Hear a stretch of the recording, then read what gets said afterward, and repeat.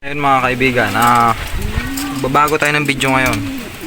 Bale, basta akong bahala sa pag-edit, no? Sisimulan natin ngayon. May bitaw kami kanina, 56 kilometers nagpa-training yung club. Kahapon loading bitaw kanina. At ganito yung mga sumusunod na nangyari. Ay susunod na. Basta naguguluhan ako. Umuwi ako ngayong tanghali kasi nga 4 pa lang yung nakakauwi.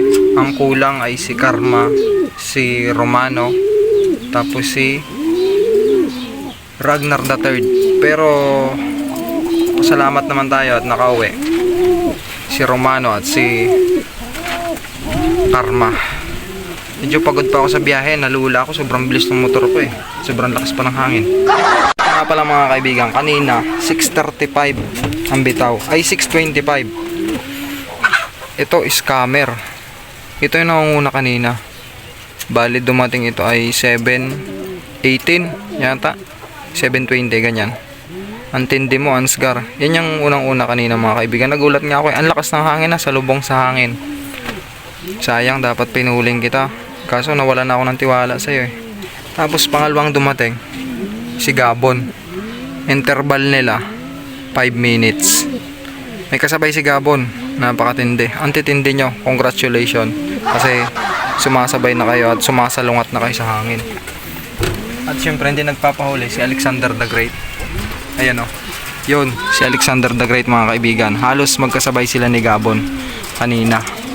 Pinapakitaan ako ng mga magagandang bagay at magagandang lipad ng mga ibon na to. Sana tuloy-tuloy na.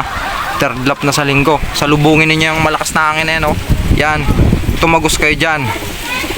At syempre mga kaibigan, after 10 minutes dumating din si Saladin. Ayan yan yung isa sa binigla natin sa 56 kilometers. Pero naka 28 30 kilometers dati, matagal na panahon na. Tapos nakabagna na dito sa kulungan, luplay lang. Tapos binigla natin kasi wala na tayong oras. Minsan lang magpa-training ng ganun yung club, kaya inano na natin, grab na natin yung opportunity, 'di ba? English 'yon. Tapos ngayon tanghali, pag-uwi ko, si Romano yung na-late. Isa rin sa binigla sa 56. Tapos yan, putikin yung paa, nagtrabaho yata sa tubigan. Pagkatapos may isa pang umuwi na binigla. Ayan Karma, yung ating baliling survivor. Payat yan mga kaibigan, pero umuwi pa rin. Ang nakakalungkot, ang hindi nakauwi, si Ragnar the Third. Nakabaon pa ng power wings yun ang hindi nakauwi. At hihintayin pa rin natin yung maghapon mamaya. Umuwi ako galing trabaho Pag uwi natin mamayang hapon, sana umuwi pa rin si Ragnar the Third. Kahit pinurga ko na siya, ayaw talagang tumaba. Pero malakas naman lumipad, malakas naman kumain. Pag nakauwi yun mamaya, baka confine muna natin sa ospital yun. Bad trip. Iintindihin natin katawan nun. Sana makauwi pa. Ang dami na nating larong nangyari sa buhay mo at sa buhay ko. Pero ni minsan hindi pa rin tayo nakakasungkit. Pero salamat at binigyan mo ako ng hindi naman sobrang bilis na anak. Pero salamat talaga Ito, anak kasi na Elgar tayo mga kaibigan Ang nestmate niyan, ito. Yan, hindi ko na nilaro yan. Dito lang yan, luplay lang kasi nga hindi na bumalik ito. Ay bumalik ngayon. Tinamad na rin akong ilaro yan, kaya ito na lang.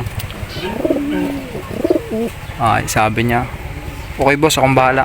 Sa ganda ng asawa niyan, pag hindi yan umuwi yan ang asawa niya si Pinsan.